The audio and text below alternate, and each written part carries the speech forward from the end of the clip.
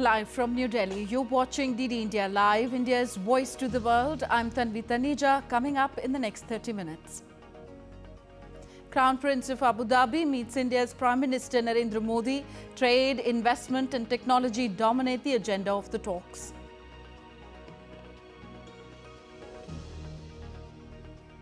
India's External Affairs Minister Dr. S. Jaishankar meets foreign ministers of the Gulf Cooperation Council in Riyadh. And Pakistan on the edge. Protesters call for release of former Prime Minister Imran Khan.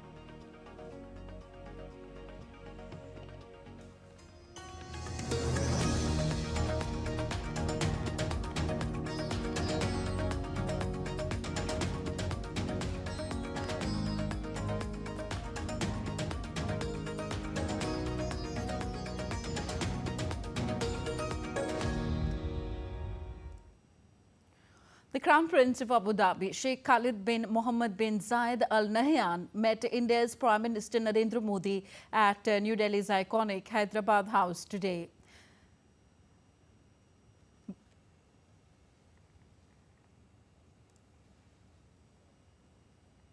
The Crown Prince of Abu Dhabi, Sheikh Khalid bin Mohammed bin Zayed Al Nahyan, is on his first official visit to India. Both the leaders discussed bilateral relations and future areas of cooperation between the two countries. This is Al Nahyan's first visit to India as the Crown Prince of Abu Dhabi. The Crown Prince also paid tribute to Mahatma Gandhi, the father of the nation, at Rajghat in New Delhi. On Tuesday, he will visit Mumbai to participate in a business forum.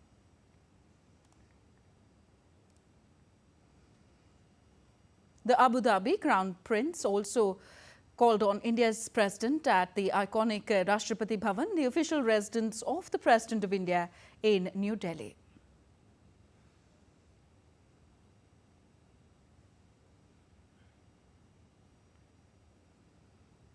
India's External Affairs Minister Dr. S. Jaishankar is in Riyadh, Saudi Arabia for the Gulf Cooperation Council meeting. On the sidelines of the GCC meeting, the External Affairs Minister met Prime Minister and Foreign Minister of Qatar, Sheikh Mohammed bin Abdul Rahman Al Thani. Both the leaders discussed taking India-Qatari bilateral ties forward. The External Affairs Minister of India appreciated his insights and assessments on regional developments. Dr. S. Jaishankar also met Foreign Minister of the Kingdom of Saudi Arabia, Faisal bin Farhan Al Saud, in Riyadh. Both the leaders took stock of the progress in India-Saudi Arabia bilateral relationship and shared perspectives on global and regional issues. The External Affairs Minister looked forward to welcoming him in India. Dr. Jaishankar met Kuwaiti Foreign Minister Abdullah Ali Al Yahya. He recalled his productive meeting recently in Kuwait. Both the leaders discussed taking forward India-Kuwait bilateral ties through an early meeting of the Joint Commission. India's External Affairs Minister also met Foreign Minister of Bahrain, Dr. Abdul Latif bin Rashid Al Zayani. The External Affairs Minister appreciated Zayani's positive evaluation of the relationship and the contribution of the Indian community in Bahrain. Both the leaders agreed on an early meeting of the Joint Commission. Dr. Jaishankar also held a warm meeting with the Foreign Minister of Oman, Badr Abdussaidi, in Riyadh. Both the leaders discussed further strengthening of strategic partnership between India and Oman. Dr. Jaishankar met Foreign Minister of Brazil, Mauro Vieira, on the sidelines of the Gulf Cooperation Council ministerial meetings. Both the leaders discussed G20, BRICS and the conflict in Ukraine. Third India-US Defense Acceleration Ecosystem, or the Indus-X Summit, will begin in California on Monday. Ahead of the summit, India's Defense Minister Rajnath Singh has stressed that the Indian and American startups and innovators are important to our national security.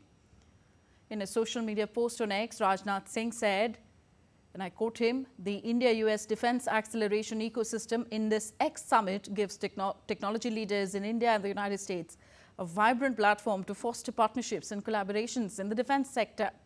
Wishing the event a grand success," he wrote. Now, the two-day summit has advanced the commitment to build an innovation bridge under the initiative on critical and emerging technology. To enhance the skills and capacity building of personnel, the Indian Army and Indian Air Force signed an MOU with the Gati Shakti University.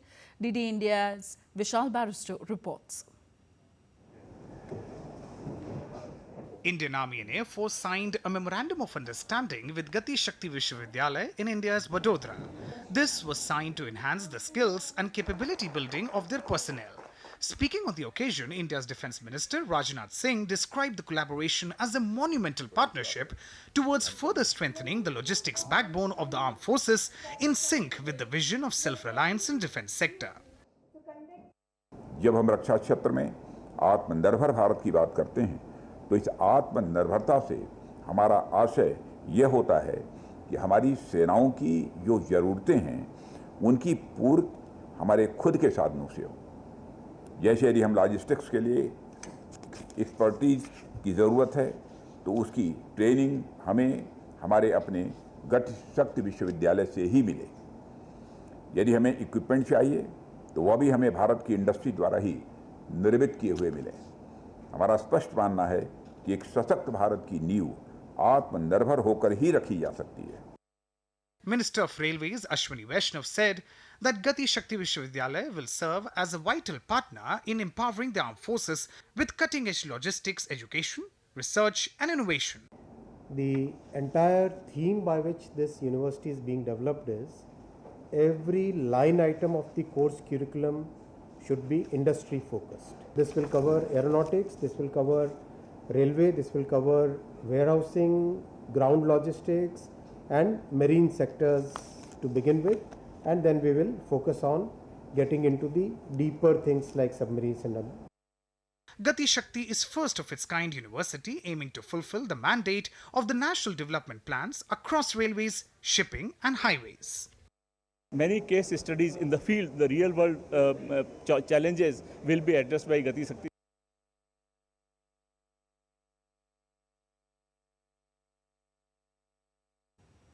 India's Ministry of Defence has signed a contract with Hindustan Aeronautics Limited (HAL) for 240 AL-31FP jet engines for Su-30 Make-1 aircraft at a cost of over 26,000 crore rupees. The move is seen as a major boost to government's Atmanirbhar Bharat initiative.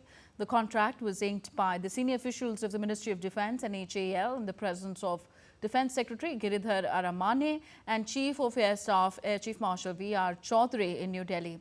HAL would supply 30 aero engines per annum as per the contractual delivery schedule. The supply of all 240 engines would be completed over the period of next 8 years. The 20th edition of the India-USA Joint Military Exercise Yuddh Abhyas 2024 commenced on Monday and will continue until the 22nd of this month at the Foreign Training Node in Mahajan Field Firing Ranges, Rajasthan. This edition marks a significant increase in the scope and complexity of the joint exercise in terms of troop strength and equipment. The aim of the joint exercise is to enhance the joint military capability of both sides for undertaking counter-terrorism operations. The exercise will focus on operations in a semi-desert environment. India's Finance Minister Nirmala Sitharaman chaired the 54th GST Council meeting in New Delhi. The last Goods and Services Tax Council meeting was held in June this year, in which the Council recommended a uniform rate of 12% GST on all steel, iron and aluminium milk cans. The Council had also recommended, that services provided by the Indian Railways for the common man, including the sale of platform tickets, facility of retiring rooms and waiting rooms and battery-operated car services will not attract any GST. Financial digitalization and policy initiatives took the center stage during the second India-Japan Finance Dialogue in Tokyo. The two nations also agreed to continue discussions for further promotion of financial cooperation and strengthening bilateral relations. Representatives of Japan's financial services industry also attended the event. In Sri Lanka, the National Election Commission has summoned all the candidates contesting the presidential election and their representatives for a discussion on Monday. The poll body also emphasized on door-to-door campaigning restrictions, saying that the maximum number of people who can participate in the door-to-door distribution of election pamphlets is 5. The presidential election is scheduled to be held on 21st of September. Staying in the region, thousands of supporters of Pakistan's jailed former Prime Minister Imran Khan gathered in Islamabad demanding the release of former Prime Minister Imran Khan. Khan's Pakistan Tehreek-e-Insaf party organised the rally, marking its first show of strength since the disputed elections in February. Imran Khan has been behind bars for more than a year on what his party calls are politically motivated charges. Khan's party had initially planned the protest in July. However, it was postponed when the district administration denied permission. The local administration pushed the event to September 8th. Khan, who lost power in a parliamentary vote of no confidence after falling out with the generals, has said that the army has been backing what he calls the politically motivated cases against him, which the military has denied. On to Africa now. In Nigeria, at least 48 people were killed in a fuel tanker truck explosion on Sunday following a collision with another truck in north-central Nigeria. The truck was carrying travellers and cattle, while several other vehicles were also caught up in the accident. Nigeria's state-owned firm NNPC Limited last week hiked the price of gasoline by at least 39%, the second major increase in more than a year, but shortages have continued, forcing motorists to queue for hours in the country's major cities and towns. You're with us on DD India Live, still to come on this show. Israel secures its border crossing between West Bank and Jordan after 3 Israeli guards were killed by a truck driver on Sunday. And White House race heats up. Kamala Harris and Donald Trump to face off each other on Tuesday. Harris says ready to face Donald Trump.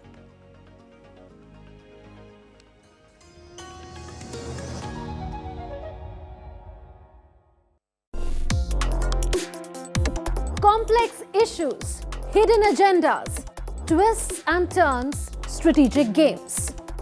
We think all dots are linked. We just need to connect them. Join me every week as I connect the dots to unravel hidden designs in statecraft, mysteries, and decode issues that matter to you. Watch Connecting the Dots with me at these times on DD India.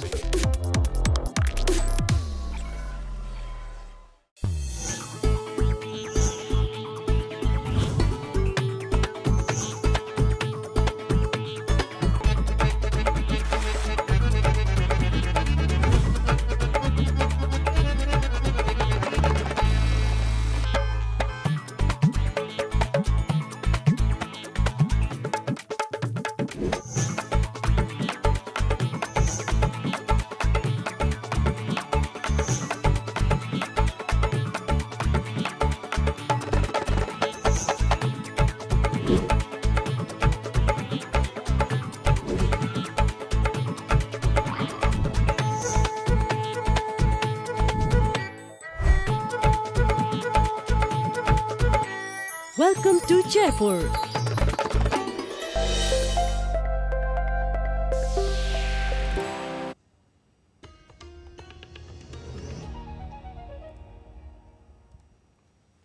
Thank you for staying with us. You're watching DD India Live. I'm Tanvi Taneja. On to West Asia now. Israel has secured its border crossing between the West Bank and Jordan, where 3 Israeli guards were killed by a truck driver who opened fire before being eliminated by security forces on Sunday. The deadly attack at Al-Anbai Bridge crossing has raised fears of the Israel-Hamas's conflict spillover. The attack also came amid surging violence in the West Bank. Meanwhile, Israeli Defense Minister Yoav Gallant has said that the country was preparing for a possible escalation in fighting with Hezbollah in Lebanon. Gallant also pledged to, quote, eliminate Hamas. In Gaza, we need to achieve our 2 goals, both to eliminate Hamas and to return the hostages, and we are on this matter with all our might. At the same time, we are looking at the entire war fronts, and this means that while you are fighting here in Gaza, we are preparing for anything that can happen in the north, and moving the center of gravity can be quick and can also include you on a short schedule, and we are prepared for all these possibilities. Further, protesters in Tel Aviv continued to hit the streets, demanding that the Israeli government reach a deal with Hamas to secure release of the remaining hostages and secure a ceasefire. The demonstrations erupted after Israeli forces recovered the bodies of 6 hostages from a tunnel in Gaza. The IDF said that the hostages were shot at close range by Hamas. The UN Human Rights Chief said on Monday that ending the Gaza conflict is their absolute and urgent priority. In his speech at the opening session of the UN Human Rights Council in Geneva, UN High Commissioner for Human Rights Volker Turk said that no country should disregard international law. He cited an opinion released by the UN top court in July that called Israel's occupation illegal and said this situation must be comprehensively addressed. Israel has rejected the opinion and called it one-sided. US presidential hopeful Kamala Harris said that she is ready to face her opponent Donald Trump in the election debate that will take place on Tuesday. Trump wants to jail election workers. Madam Vice President, do you have a reaction? Madam Vice President, how will you handle it on the debate stage if Trump decides to launch a personal attack? Are you ready, Madam Vice President? Ready. Meanwhile, former US President and Republican presidential candidate Donald Trump continued his attack on Kamala Harris and accused her to be the worst vice president in the history of the United States. Kamala Harris and Donald Trump will encounter each other in their first much-awaited debate on Tuesday. Both are preparing for the mega event in the runoff to the election that will take place on November 5th. Here's a report by Akhilesh Suman on how the debate will take place. Our democracy, with what Donald Trump has been doing. A massive television audience is expected to tune in Tuesday to watch Democrat Kamala Harris, the current US Vice President, go toe-to-toe with Republican former President Donald Trump. Both are calling it the most important election of modern times in the US. In his own style, Trump took a jibe at Kamala Harris a day earlier in North Carolina. She's right now practicing. Do you know that? She's in Pennsylvania, and she's practicing for the debate. She's locked herself in a room. She's got a lot to learn. She's locked herself in a room, and they have one problem. You know what the problem is? They have MAGA people outside screaming, "We love Trump, we love Trump, we love Trump," and they can't focus. Can you believe it? The debate, awaited by audience not only in the US but keenly anticipated by people from all over the world, will be hosted by US broadcaster ABC News. The 90 minutes debate will take place at the National Constitution Center in Philadelphia at 9 p.m. local time and will be aired live with 2 commercial breaks. The event will be moderated by 2 ABC anchors, but there will be no audience in the room. No questions or topics would be shared in advance with any of the candidates, and mic of one candidate will be muted when the other is speaking. Candidates will not offer any opening statements, but they will be allotted 2 minutes to answer each question, with 2 minutes granted to their opponent for a rebuttal. However, there will be an additional minute for a follow-up, clarification or response against the rebuttal. No pre-written notes will be allowed, but the candidates will be given a pen and a paper to note down and also be given a bottle of water. The candidates will stand behind podiums through the entire length of the debate, and no contacts will be allowed at any point of time, even during the commercial breaks. The debate gets interesting as rating for Trump has increased this week at 48%, surpassing Harris's 47%, according to a New York Times poll. According to AFP, many American voters are looking forward to discussions on policy and values, but they also will be closely watching the candidates' style, composure, and presidential bearing. However, some observers are portraying the debate as one between Kamala the cop versus Gish Galloper Trump. They remember Kamala Harris as a prosecutor in the past and Trump as a convicted felon. Akhilesh Suman's report for DD India.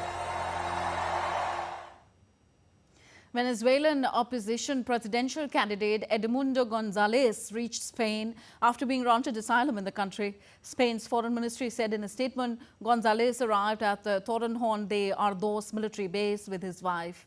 Venezuelan opposition leader Maria Corina Machado said Gonzalez left Spain because his life was in danger.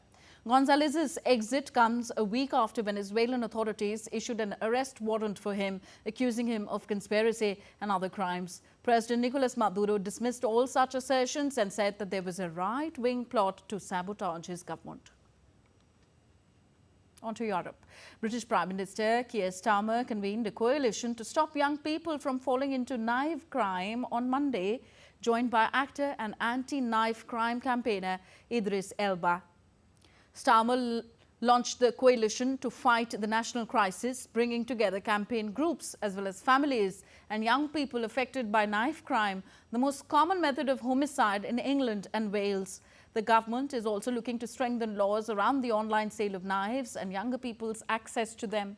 Addressing the summit at 10 Downing Street, Starmer said there was a need to try to reach into the lives of young people who may be going off the track and trying to bring them back before they do so. Pope Francis was accorded a heartwarming welcome in East Timor as thousands gathered on the streets waving Vatican-coloured flags and umbrellas while cheering and shouting greetings for the Pope. Later, he was given a ceremonial welcome at the presidential palace in the presence of President José Ramos Horta.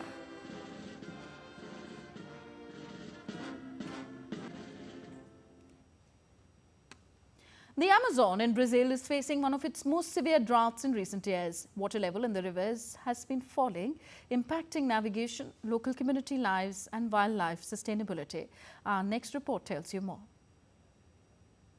In the heart of the Brazilian Amazon, a drought is putting lives at risk. The usually lush and vibrant region is facing an unprecedented water crisis as rivers dry up.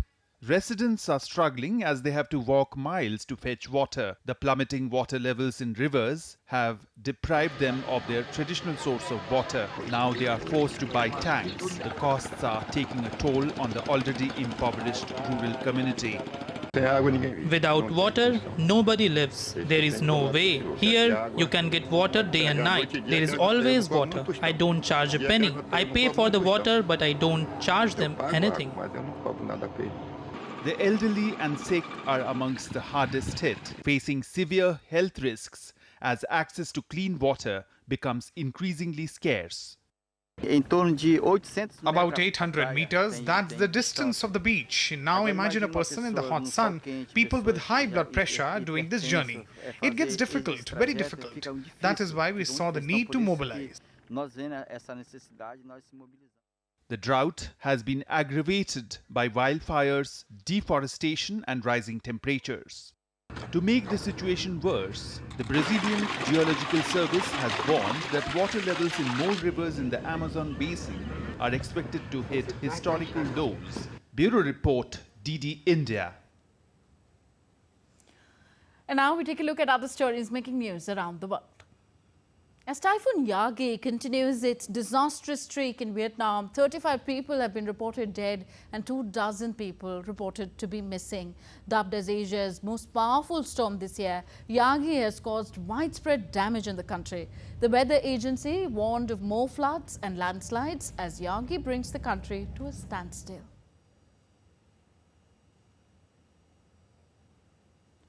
The Boyles wildfires that started on Sunday in California has burnt at least 76% of land, posing difficulties for firefighters to bring it under control. The severity of the blaze has prompted immediate evacuations of around 4,000 residents in the area. Dressed in yellow attires, singing and dancing, Cubans celebrated their patron saint, the Virgin of Charity of El Cauba, on her feast day. The statue of the saint was found by fishermen in 1612.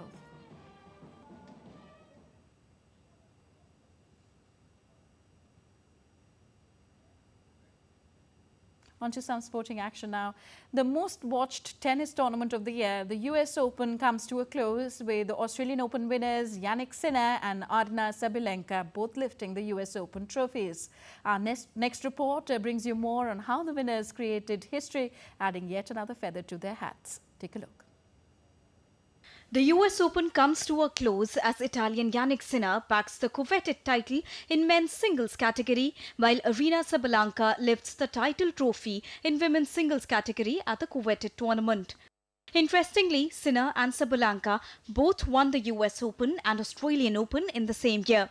Jannik Sinner produced a brutal display of baseline power as he became the first Italian man to win the US Open with a 6-3, 6-4, 7-5 victory over American Taylor Fritz in the final to secure his sixth title of the season.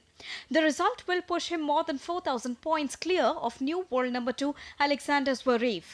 On the other hand, in women's category, Sabalenka clawed her way back from injury and disappointment to hoist the US Open trophy. She dropped only one set on the road to the final and downed American Jessica Pegula by 7-5, 7-5 after finishing runner-up a year ago. Aryna Sabalenka's victory at the US Open marked her third Grand Slam title, making her one of only 5 women to win both the Australian Open and US Open in the same year. In 2024, Sabalenka clinched her 6th WTA 1000 title at the Cincinnati Open, defeating Jessica Pegula in straight sets. The 2024 US Open surpassed 1 million fans in attendance for the first time ever, making it the most loved Grand Slam event in the sport of tennis. Sports Desk, DD India. That's all for this edition of DD India Live. Do let us know your thoughts on the news of the day. You can connect with us on our different social media platforms. And for those on the go, you can catch all the latest news and updates on our DD India mobile app. The app is available on both Android and iOS platforms. At DD India Live, this is our handle on Facebook, X, Instagram. We'll be back with more news as it breaks here on DD India. I'm Tanvi Taneja from my entire team here in New Delhi. Thank you for watching. Namaskar.